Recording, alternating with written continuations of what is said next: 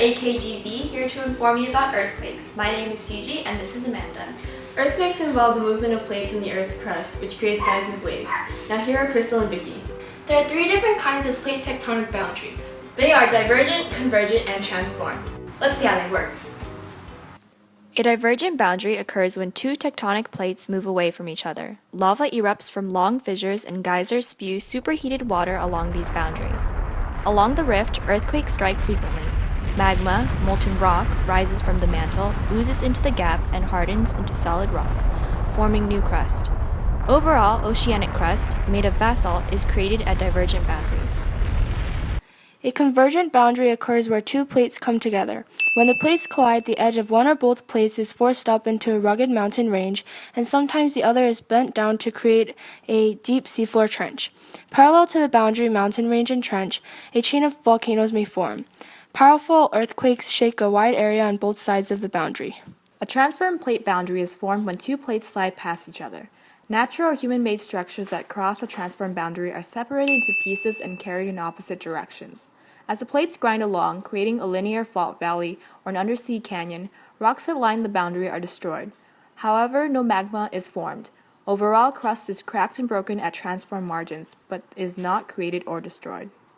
A volcanic hotspot is an area in the mantle from which heat rises as a thermal plume from deep in the earth.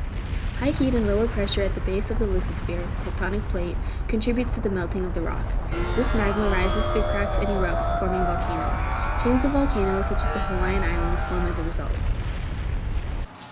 Thank you for watching. We'll be right back.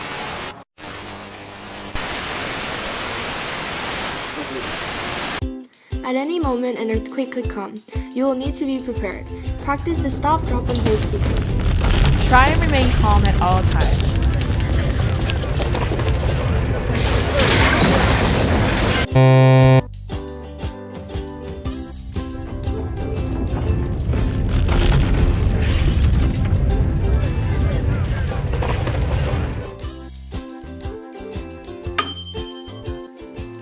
Make sure that you have a preordained safe place.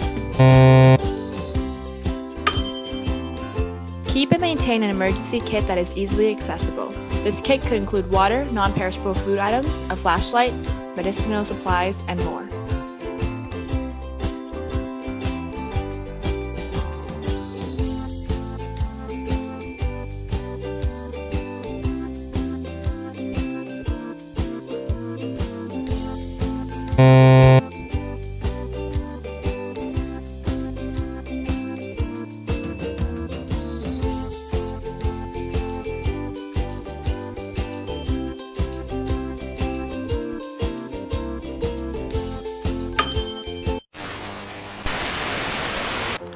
We're back! You guys still want to learn more about earthquakes, right? Of course they do! There are two scales that measure the size of an earthquake. These scales are commonly confused but measure different parameters of the seismic event. The first scale, the more well-known, is the magnitude scale.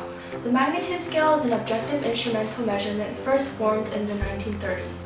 It is based on amplitude and amount of displacement of an instrument, calibrated and corrected with known factors. The other scale often used to indicate earthquake size is the modified Mercalli intensity scale. Intensity is a qualitative measure of the strength of the earthquake at a particular site. It's a subjective scale relying on the observations of people who are trained to relate the earthquake effects to a numeric scale from 1 to 10 plus. Because this is an observational scale, the intensity will decrease as the function of the distance from the epicenter. Well, it looks like we're running out of time. Until next time! What do cows produce during an earthquake? Bullshit. Hello, we are AKGB, here to inform you about earthquakes. My name is Gigi and this is Amanda. Oh no! Let's see how it works. Wait, is that it? What? Are divergent, convergent. Scales are commonly confused, and I forgot the line. We're back.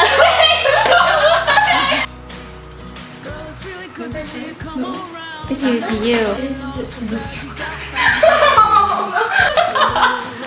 Observations of people that earthquake. I'm so glad. Put it in, it was so good! What do cows produce during an earthquake? That sounds so